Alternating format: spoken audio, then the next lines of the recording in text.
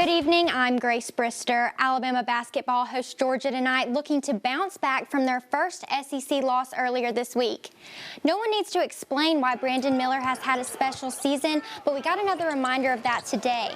Alabama came out on the gates on fire. Here he is with 2 points for the Tide.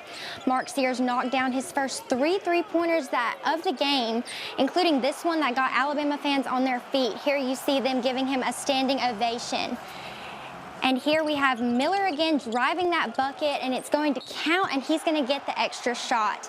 Miller became the fastest freshman ever to 500 points in a season today when he scored his 16th point with 8 minutes still to go. After the game, head coach Nate Oates informed Miller of his accomplishment.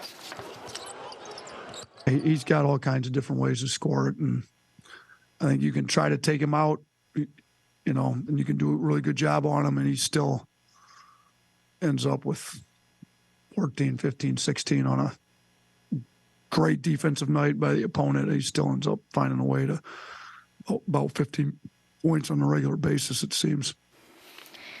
The Alabama women's basketball team took its 20th win of the season last Thursday, beating Vanderbilt 88-70. This is the first time the Tide has reached 20 wins in the regular season since the 1997-98 season. The win also marked Alabama's 9th victory in SEC play. The Tide sits at 4th in the conference standings, and they'll take on the Mississippi State Bulldogs tomorrow in Starkville. Head coach Christy Curry has reached 20 wins before, but only in the postseason. She says that even though the team reached this milestone, they are hitting the reset button before going to Starkville.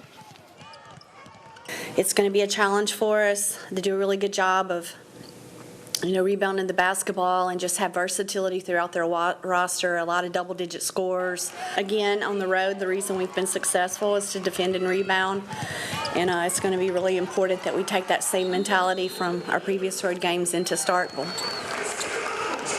And Alabama baseball faced Richmond this afternoon. Here is junior Andrew Pinckney in the bottom of the first with a home run for the Tide. Alabama's junior Caden Rose up to bat now. He sends it over the fence for another Crimson Tide home run. Alabama goes on to win this one 13-1, and they played all 9 innings. The NCAA run rule is up 10 after 7 innings, but Alabama head coach Brad Bohannon explained why they decided to play the full 9. This early in the season, everybody needs innings and at-bats, and, I think talking to Tracy that, they got a turf field and the weather's been pretty good, but, we all just need to play, win or lose, we all just need to play. So, excited to get back out tomorrow.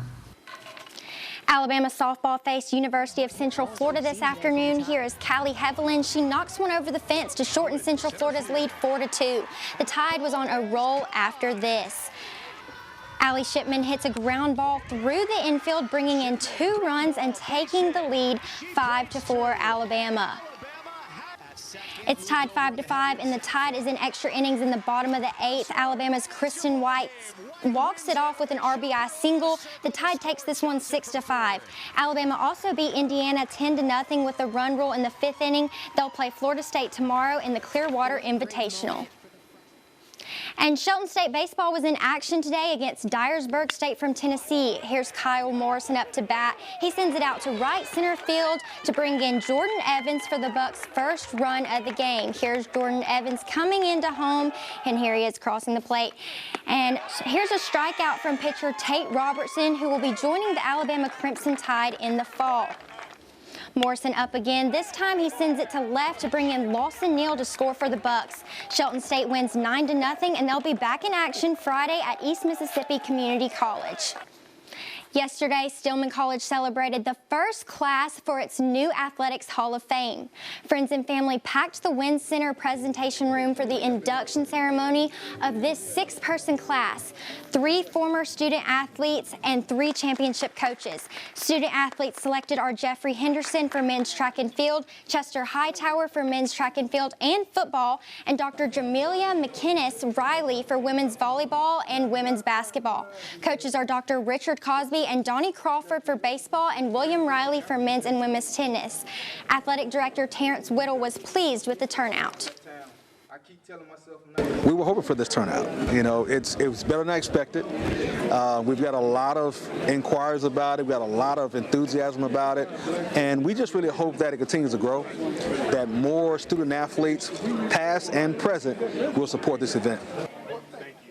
Stillman also celebrated its homecoming today. The men's basketball team fell to the Talladega Tornadoes 60-53, and the women's team won its game against Talladega 67-52. That's a look at sports. WVUA 23 News at 10. We'll be right back.